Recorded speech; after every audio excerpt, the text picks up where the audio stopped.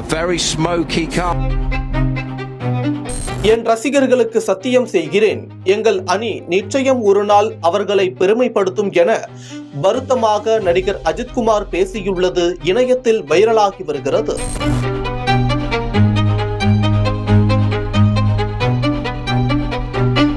நடிகரும் கார் ரேசருமான அஜித்குமார் சமீப காலமாக கார் ரேஸில் தீவிரம் காட்டி வருகிறார். இளம் வயது முதலே கார் ரேஸில் அஜித் ஆர்வம் கொண்டிருந்த நிலையில் இப்போது கார் ரேசிங் அணி தொடங்கி தீவிரமாக பயணித்து வருகிறார். பல்வேறு நாடுகளில் நடைபெறும் பந்தயத்தில் அஜித்குமார் ரேசிங் அணி தொடர்ந்து பங்கேற்று வருகிறது. துபாயில் உலகத்தரம் வாய்ந்த துபாய் 24 ஹவர்ஸ் கார் பந்தயம் விறுவிறுப்பாக நடைபெற்று வருகிறது.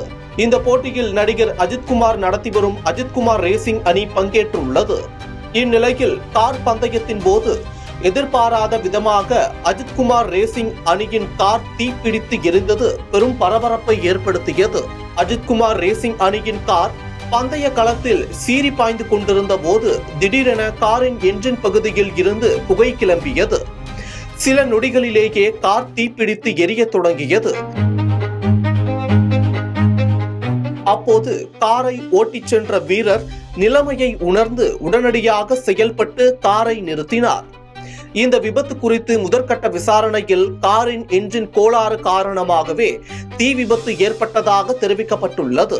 இந்த விபத்து அஜித் ரேசிங் அணிக்கு மட்டும் இல்லாமல் அஜித்குமாரை ஆதரிக்கும் ஏராளமான ரசிகர்களுக்கும் ஒரு பெரும் ஏமாற்றமாக அமைந்தது.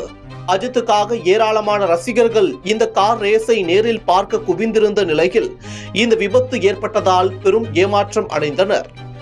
இந்நிலையில் அஜித்குமார் தனது ரசிகர்களுக்கு உறுதியளித்துள்ளார். எனக்கு ஆதரவு கொடுக்க திரண்டு வந்த ரசிகர்கள், நான் ரேஸ் ஓட்டுவதை, எங்கள் அணி பரிசு வெல்வதை பார்க்க முடியாதது வருத்தமாக இருக்கிறது. என் ரசிகர்களுக்கு சத்தியம் செய்கிறேன், நல்ல காலம் காத்திருக்கிறது. எங்கள் அணி நிச்சயம் ஒரு நாள் அவர்களை பெருமைப்படுத்தும் என அஜித்குமார் தெரிவித்துள்ளார். துபாயில் அவரை திரைப்பிரபலங்கள் பலரும் தொடர்ச்சியாக சந்தித்து வருகின்றனர். அனிருத் அஜித்தை சமீபத்தில் சந்தித்திருந்தார். இவரை தொடர்ந்து சிபிராஜ், விக்னேஷ் சிவன், நயன்தாரா தம்பதி, ஜிவி பிரகாஷ் ஆகியோர் சந்தித்துள்ளனர் என்பது குறிப்பிடத்தக்கது.